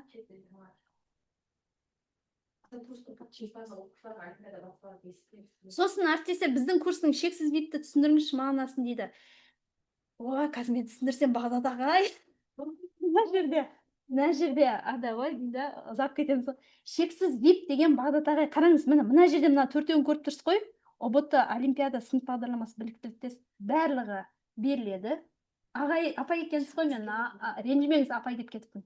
Осының барлығы беріледі, плюс сіздің оқушыларыңызды қосу мүмкіндігі бар, тегін. Сіз, яғни, төлем жасайсыз. Айталық, мынандай ғой, оқушы қосу дегеннің мағынасы мынандай. 5 оқушы бар, 10 оқушы бар өзінің жаңағы жылына сәйкес. Мысалы, айталық, сізде 10 оқушы қосу мүмкіндігі бар. Сіз өзіңізге шексіз випті алдыңыз делік. Сіз өзіңіздің 5 классқа бересіз, 9 классқа бересіз, немесе 11 классқа бересіз. Или өзіңіздің үйіңізде, өзіңіздің туған балаларыңызда бар ғой, 11 сыныпта, 10 сыныпта оқитын балаларыңыз бар, ұлыңыз бар, қызыңыз бар деген сияқты. Тура солай. 5 сыныптағы оқушымен, немесе 6-7 сыныптағы оқушымен айталық, сіз олимпиадаға дайындалып жатырсыз. Оқушыға да олимпиада курсын ашып берші десеңіз, вот алып келесіз, оқушыңызды тіркейсіз да, бізге жазып жібересіз. Міне менің оқушыма ашып беріңіздер. Оқушыға да ашамыз, сізге де ашамыз. Оқушы болып кіреді, сіз сайттан тапсырма бересіз, олимпиаданың мынау тақырыбын қарап кел, видеосын үйде. Соған дайындалып кел. Келгесін екеуміз бірге отырып есеп шығарамыз. Вот, мына оқушыңыз үйде отырып та қарай береді. Немесе сіздің өзіңіздің балаңыз бар, ОБТ-ға дайындап жатырсыз. ОБТ-ға маған осындай оқушыма осындай доступ керек. Біз оқушыға да ашып береміз. Сіздің өзіңіз, сапожник без сапогпыз ғой негізінде. Дұрыс па? Мен өзім математикпін, бірақ мен үйде балаларымды математикадан оқытуға көп жағдайда уақытым болмайды. Біріншіден, уақытым болғанның өзінде энергиям болмайды. Мен үйге барған кезде шаршап атамын да, мен бұндай энергиямен, мысалы, балаларыма түсіндіре алмауым мүмкін. Себебі балаға дұрыс түсіндіру үшін де сізде күшті энергия, күшті мотивация, күшті мына жерде бір көңіл күй болу керек. Егер қажет болмаса шыға берсеңіздер болады, мен әңгіме айтып кеттім ғой дейін да. Шын сондай ғой, әріптестер, сапожник без сапогпыз ғой. Үйге барып балаларымызға математикадан сабақ өтіп отыратын, немесе бір шын энергиямен оқытып отыратын уақытымыз болмайды. Енді бүйтіп кірісіп кетсек, жынданып кетеміз да, бүйтіп ұрғымыз келіп тұрады ғой. Сонда түсінбейсің ба, мына қарасаш деп ше. Сол кезде вот балаңызды алып келесіз да, мынау сыныптыма балама ашып бер десеңіз, пожалуйста, ашып береміз. Сосын балаңызға не жасайсыз? Тапсырманы сайттан ақ уже бере бересіз. Сайтты ашасың, анау жердегі мынау тақырыптың видеосын бүгін қарап қой. Мынау ненің тапсырмасын бүгін жасап қой. Мен келген кезде екеуміз бірге тексеремін десеңіз, балаңыз, пожалуйста, ашады да оқып қояды. Күшті. Шексіз випте 10 оқушыға дейін қосуға мүмкіндік бар. Так, егер қажет болып жатса, шынымен маған керек, мен білімімді ары қарай дамытқым келеді, немесе квалтеске дайындалғым келеді, балаларым бар, оқушым бар, олимпиадаға дайындайтын деген болса, міне, Ақнұр апайға хабарласыңыздар, ары қарай айтады өзі. Рахметтен басқа айтарым жоқ дейді ғой. Адарш апайымыз, Адарш Бақытгүл апайымыз ғой, бұл Бақытгүл апай күшті. Алдарыңыз қалай? Неге сайт істемей жатыр? Қай сайт істемей жатыр? Сіз ескі сайтта отырған жоқсыз ба? Айгерім апай, ескі сайтта отырған шығарсыз сіз. Ескі сайтта серверде жұмыс жүріп жатыр. Жаңа сайтқа тіркелсеңіз, мынау сайт істеп тұр. Мен қазір сайттан ашып көрсетіп жатырмын ғой. Не, Ақнұр апайдан тіке сұрай беріңіз, немесе чаттарыңызда Камиланың номері тұр, сол Камиладан сұрай беріңіздер. Осы бір-екі күнде қол керек, тезе сайтқа кірмесе болмайды деген мұғалімдер болса, жаңа сайтқа кіріп қарай берсін. Бүгін осы кішкене штамптан десе, жаңа сайтта серверде техникалық. Мен естіде жүрмін, сайтта логин мен пароль сол қалады ма дейді.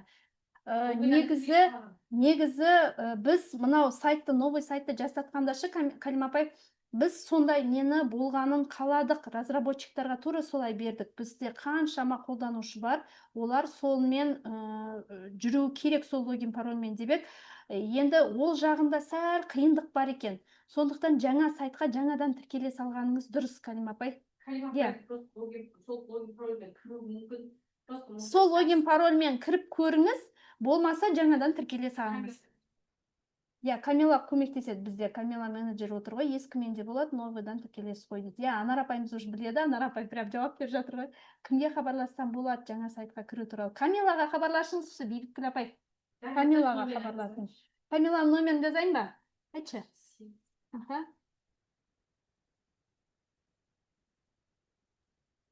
Ой, әріптестер сағынып қаппыз деймін да. Қанша айтып отырмыз? 93. Олимпиадаға болады, Асем апай? Жоқ, бұл Бейбіткүл апай, сіз жазғаныңыз Ақнұрдың номері. 993 сосын? 40-25. Мынау Камиланың номері. Камила. Сайт бойынша сұрақты Камиладан сұрайсыздар. Мен номерін жаздым қазір. Ескі сайт істемей тұр екен, жаңа сайтқа қазір болған парамен кіріп көрдім, қазір істеп тұр екен. Жаңа сайт істеп тұр. Жаңа сайт андай неғымай істеп тұр. Жаңа сайттың. Әріптестер, ұйықтаймыз ба? Ұйықтамыз ба?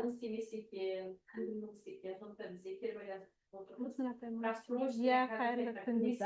Қайырлы күн, әріптестер. Рахмет, рахмет. Бұйырса, неге чатта отырыңыздар, функция тақырыбына или вторник, или среда көреміз. Сол бір күндерге сабақ қояйық, функциямен енгізіп шығарайық. Көбірек есек алып шығамыз. Салим апай шығайық.